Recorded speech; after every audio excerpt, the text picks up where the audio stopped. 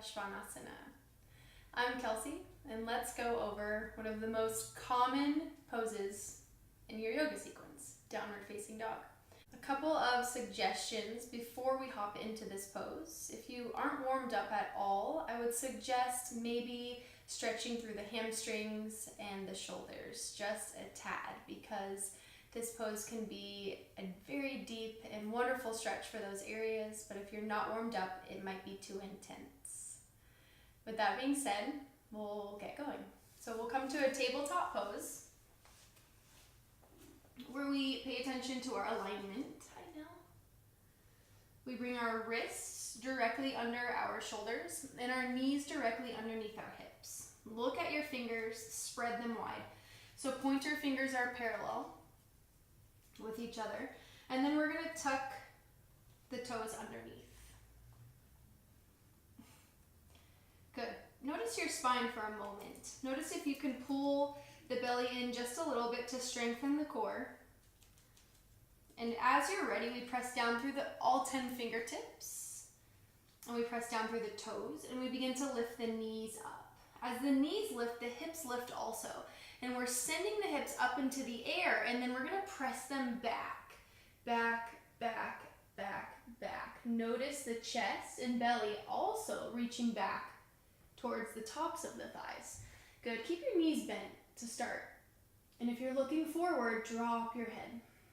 Let the head completely relax. Now, just getting into this, I feel my shoulders are super tight, so try to relax. You'll feel the head and the neck like drop down even further. Look at your feet. Make sure that they're hips distance apart.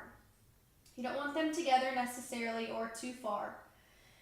So hands are shoulders distance, feet are hips distance, nice bend in the knees. Heart is soft. Relax the head and we breathe. Deep inhale. Exhale. Deep inhale. Exhale. Good. Release knees to the mat. Tops of the feet go flat. Bring your feet together. Sit your hips back. Give your wrists a little bit of a rotation.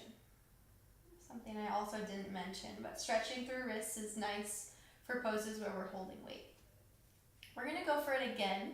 I want you to keep in mind the distance that you have between your hands and your feet, because this is one of the trickiest parts about finding your perfect down dog, is finding that perfect distance.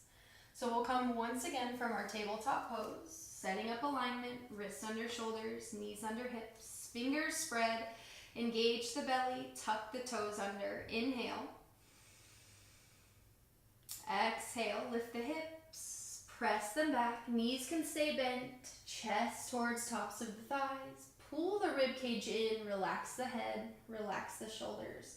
And then maybe from here you begin to reach the heels down, straightening the legs. Keep a gentle micro bend into the knees. And maybe the head rocks out side to side. Breathe. Again.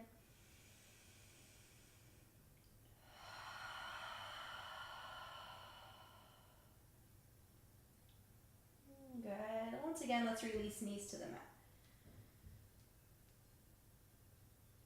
And keeping all of these tips and tricks in mind, I would encourage you to bring most of your focus into your breath when you come into this pose, and just see how many breaths you can take before it's time to release down to the mat.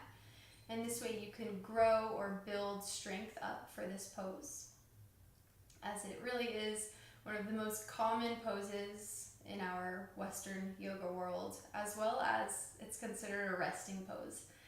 And once you get there, it really is a wonderful resting pose. Thank you. See you next time.